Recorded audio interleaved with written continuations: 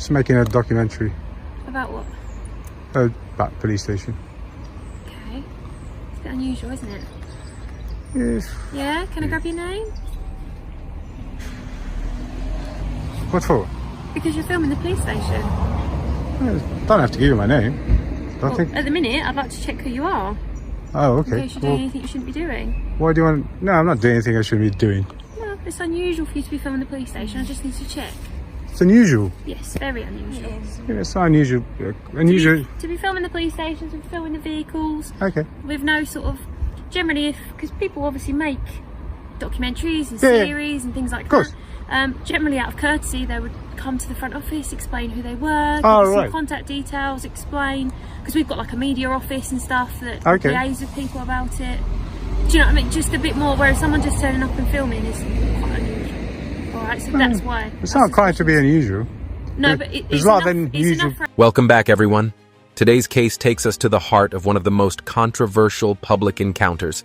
A citizen with a camera standing outside a police station and officers who aren't too happy about it. What starts as a simple question, "Why are you filming?" quickly turns into a masterclass in rights, authority, and misunderstanding. This isn't just about one man with a camera. It's about what happens when everyday citizens exercise their freedoms and how authority reacts when they can't control the narrative. Keep your eyes on every exchange, because beneath the calm tone lies a storm of legal tension, psychological power play, and a surprising reversal of control.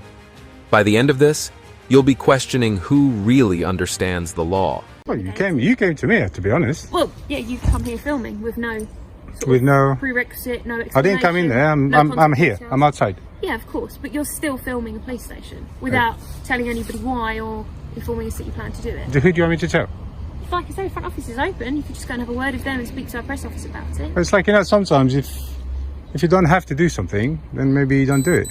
Right, but the issue, what I'm saying is, it's because of the way you've gone about it, our suspicions. How did I go? Well, you've just said, like, you're just filming without sort of telling us. It's kind of awkward talking behind this barrier. Do you want me to come round? I feel like, well, if you want to, you can do,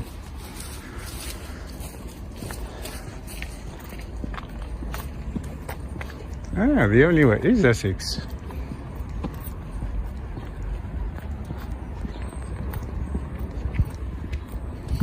I know what you guys are going to be saying. Oh, the officer's fit, the office is that. Yeah. Yeah, sure. Yeah. That's right. Yeah, like I'm saying, I'm not doing anything. I'm just videoing. Yeah, but obviously, that's what it is. Like I say, it's an unusual way to go about it. How do you want me to go about it then? To just start filming without...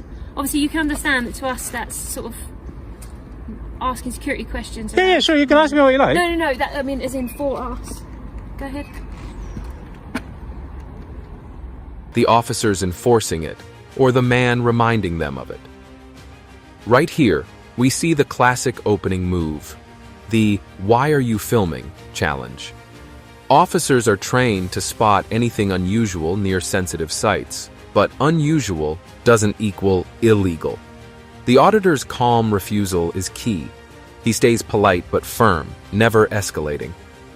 Notice how the officer's curiosity shifts to suspicion, framing the act of filming as potentially threatening. This is a textbook moment where authority expects compliance by default.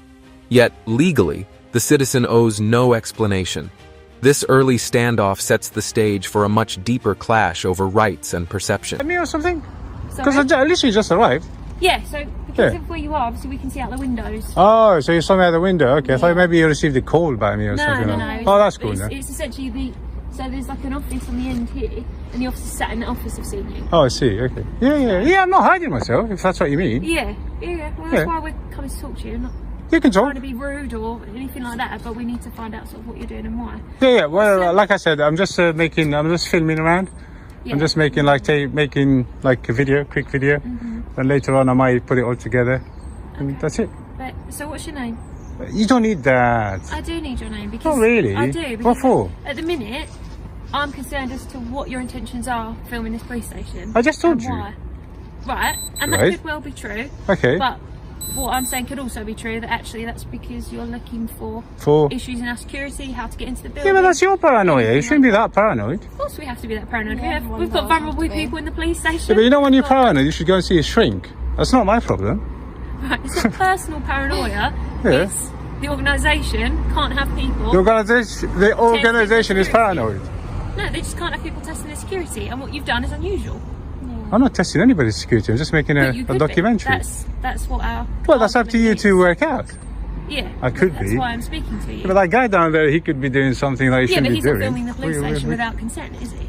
Without consent, I don't need consent. No, but you could have come to us and explained what you were doing. I could, but I chose not to. Yeah, and that's the. Because I don't have to. The bit.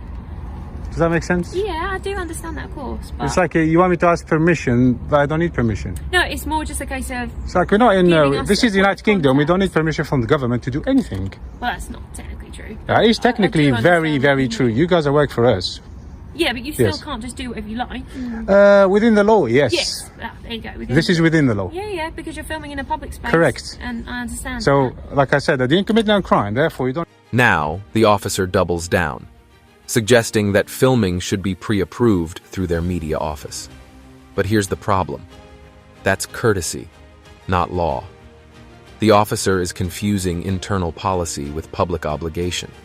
This is where misunderstandings often ignite conflict, when one side operates by official procedure and the other by public right. The auditor's composure exposes that tension.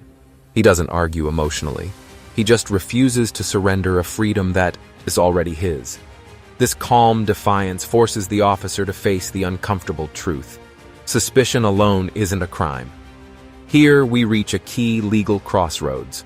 The officer demands the auditor's name for safety reasons. Explain that. It's not my personal It's like you like my name, but legally I don't have to give it to you, you, correct?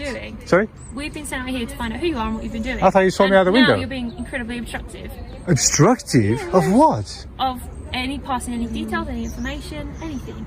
Yeah, but I need to explain to you something. Yeah? In this country, we don't have to identify ourselves on request. We don't have to. So hang on. Yeah, hang on. It's a right. Hang on. To that Please, I'll let you talk. Let me talk. So we don't have to identify ourselves, yeah, unless we commit a crime. This is the right that we have. Hang on. It's a right that we have.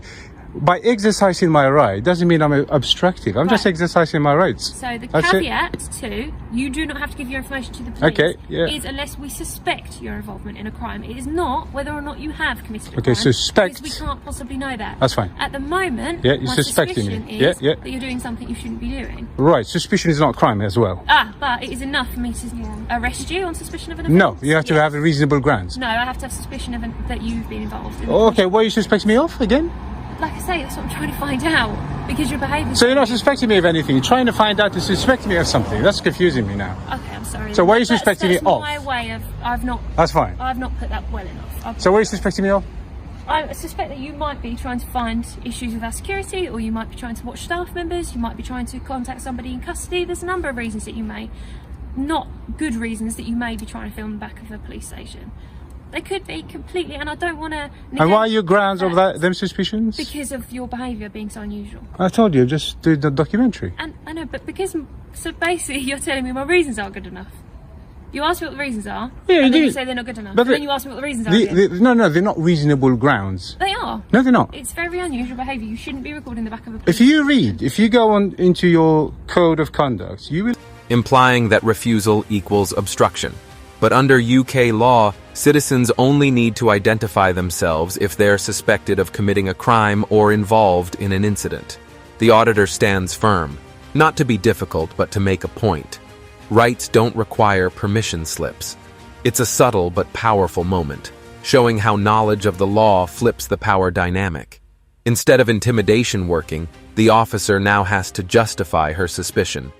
A much harder task. Now, you need to have something else. All I'm doing now is taking pictures or video, whatever you want to call it. That's all I am doing. Of a secure building.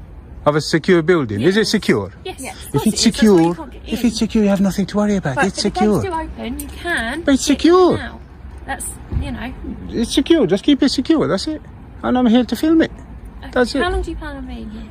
Oh, well, you just interrupted me now, so I don't know. more sort of, is it going to be today? Is it going to be today? I'm not going to sleep here now. No, I meant like. Oh, where did you get that coffee? Different days. Subway. I'm dying to get one. It's on the high street, Subway. You want me to go to the high street? No, then? I'm saying the Subway The is coffee. halfway Oh, down the Subway coffee. street, No, and you sound like you want to yeah. get rid of me or something. Just trying to be helpful. Sorry. No, thank you. Thanks for that. No worries. You want to buy me a coffee? Yeah, I wish. I couldn't afford it. Really? We can't afford our own coffee. I'll buy you one. Okay? No, don't be silly. Really? Okay. Right, so it's going to be just today, or do you plan on coming back over the next few days? No, I'm just here today. No, just today. Just I'll answer that question. okay. All Yeah. right. And you won't give me any of your details? Or I don't have to. I'm not lawfully. I don't have to give you my details. okay. And where are you going to go? People call me AB. If that's good enough for you. Just the first name's fine. I'm just gonna carry on around.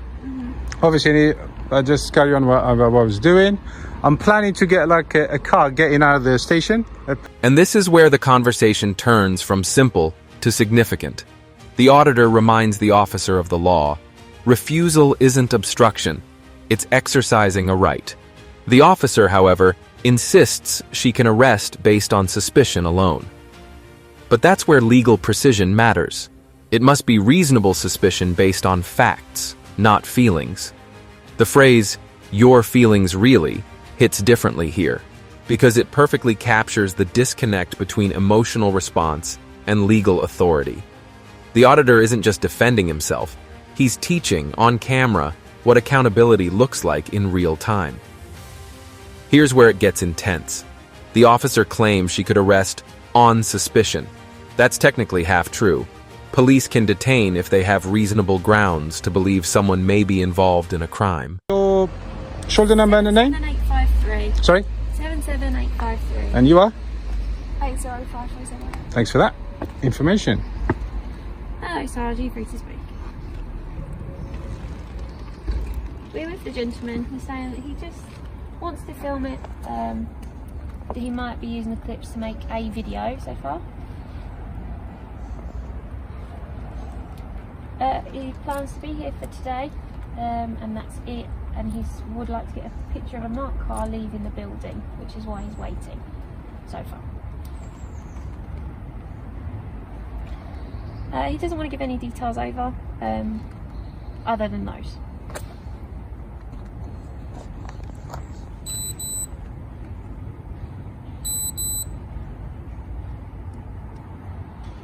But filming in public isn't one of those grounds.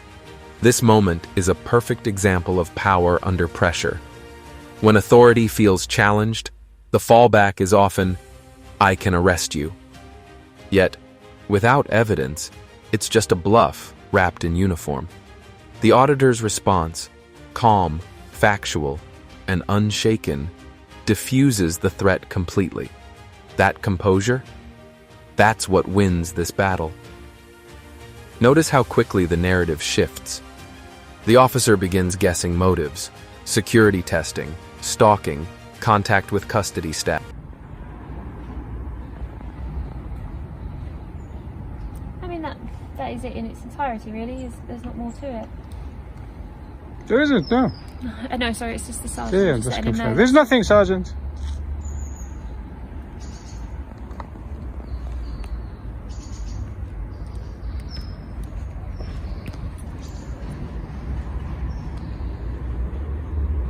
Can I ask you a question? All right, thank you. You know them three swords, what do they mean? Where do you mean? You know, on the badge, the police badge. Would you know the answer to that? No, they're part of the council, aren't they? That's the council. That's what they've made. They must have some Badge. kind of Same history, on the right? count of arms. Yeah, I imagine they do. Yeah, you don't know, no? Alright, Sorry. that's okay. What did the sergeant say? Yeah, I was just updating him because he can see us, so just that I spoke to you, that's all. Happy? Yeah. Everybody's happy? Yeah. Can I continue? None are based on actual behavior, only fear of what might be happening. This is called confirmation bias. When someone starts with a conclusion and then works backward to justify it. The auditor, however, exposes the weakness in that logic. Suspicion can't exist without grounds.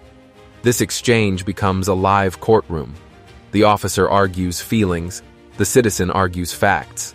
And slowly, The balance of credibility tips toward the one holding the camera.